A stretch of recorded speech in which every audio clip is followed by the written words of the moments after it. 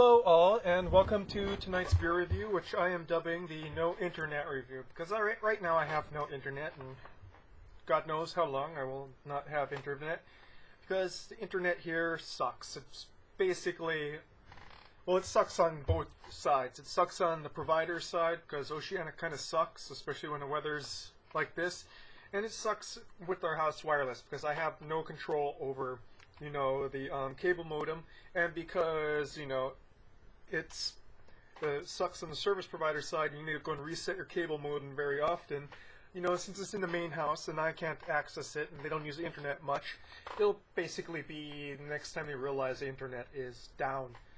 Add to the fact that we've got concrete walls here and internet generally kind of sucks. But, I can still record things on my computer. My computer is still running. It's just I'm going to have to find some other things to do while after I drink this beer.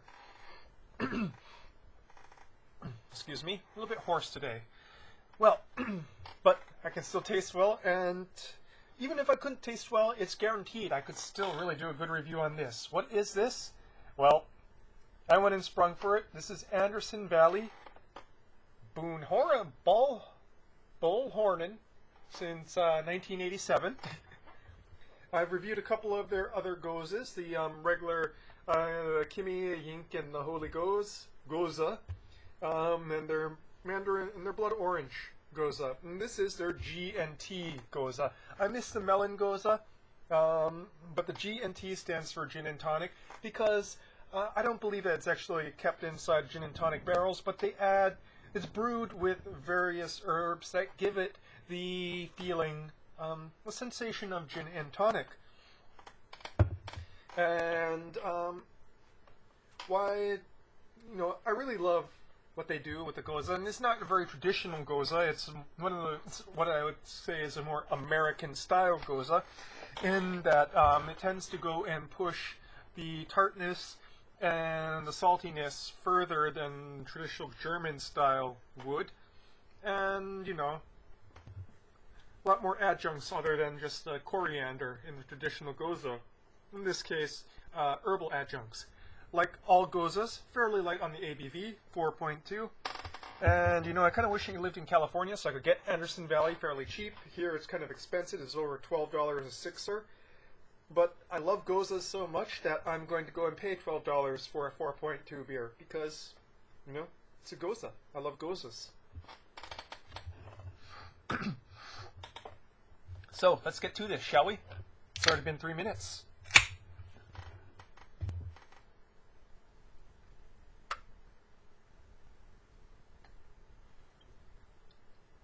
Let's go to the head first, since heads don't really have much retention with this style. White and fizzy. Very much that sour tartness, wheat funk, hints of coriander, and also this really interesting herbalness and lemoniness. It's very reminiscent of lemongrass, maybe verbena. Grains of Paradise, definitely Grains of Paradise in there. Often Grains of Paradise leaves more of that lemony scent than actual lemon as an adjunct. Yeah, definitely a strong scent of Grain of Paradise. Lime, probably because of the citric tartness there. Coloration, of course, Goses are probably the lightest beers around. Very light pale yellow, slightly cloudy. Nicely carbonated, as you can see here. Great smell. I'm just loving smelling this. Not much head left, but still giving off a lot of great smells. Nice minerality to it as well.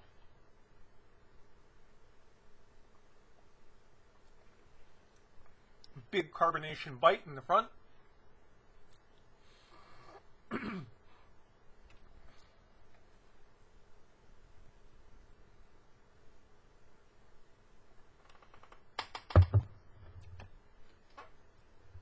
Nicely tart in the finish, but not overwhelmingly so. You still get a lot of that wheat and funk in the lingering finish.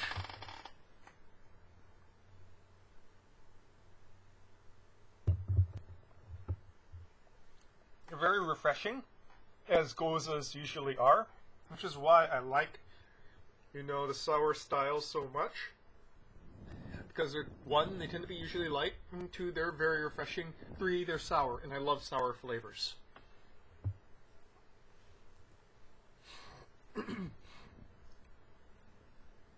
going to be quitting smoking, so hopefully this will be clearing up with time. In fact, I've actually cut down quite a bit, which is probably why I'm so congested. This stuff coming up, you know what I mean?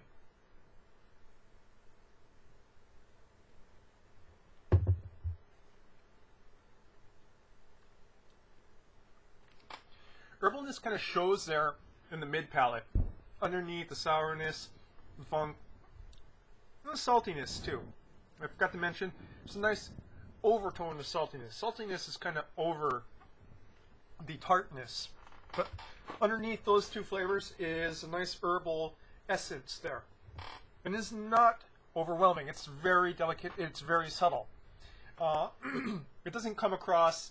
I reviewed a recent beer that was gin barrel aged, and it doesn't come across as very, very redolent of gin and tonic. It comes across as a sort of light note, a reminiscent note.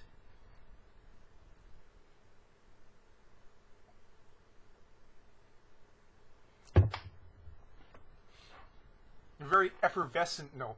Not so much tasted on the tongue, but tasted in the nose. It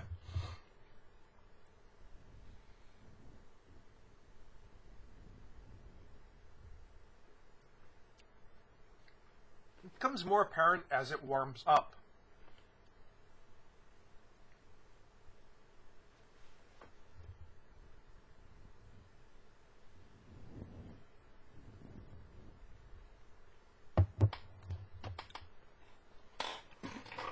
Plays very well with that tartness.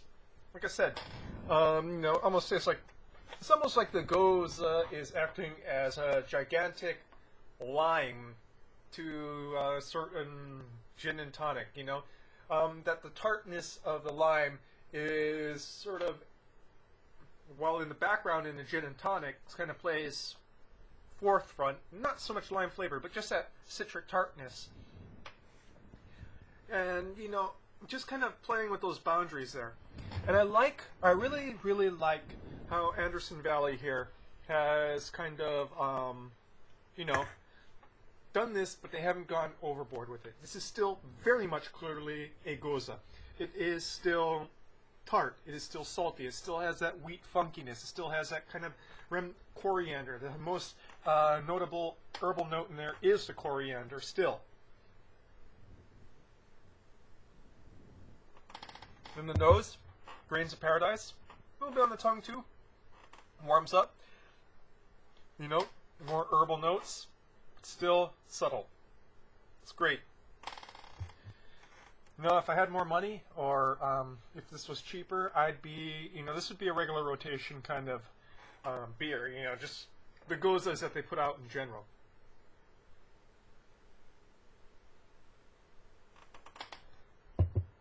Like I said, not so much a traditional German Gose, because the flavors are so much more amped, but still a very good example of the brewer's art. So I can't recall if this is a limited edition or if it is one of the ones that they'll be doing regularly, like their Kimi Yink and Holy Gose and their Blood Orange one. But honestly, I really like this one. I like it better than their Blood Orange one. And it's been a while since I've had the Kimi Yink and Holy Gose, but I wouldn't be surprised if I did a vertical on the both of them that I might prefer this one, just because, there's a lot more delicate notes there underneath that sort of Gose thing, but it's still very much clearly a Gose. So, Anderson Valley, a place with a brewery that comes from a place with a very weird dialect, hence the Ballhorning and the odd names that they give their beers. Definitely go out and get yourself a sixer of this if one, you like sours, and two, you live in California where it's probably pretty cheap. I know some of you do. That's your beer review for tonight, folks. Cheers.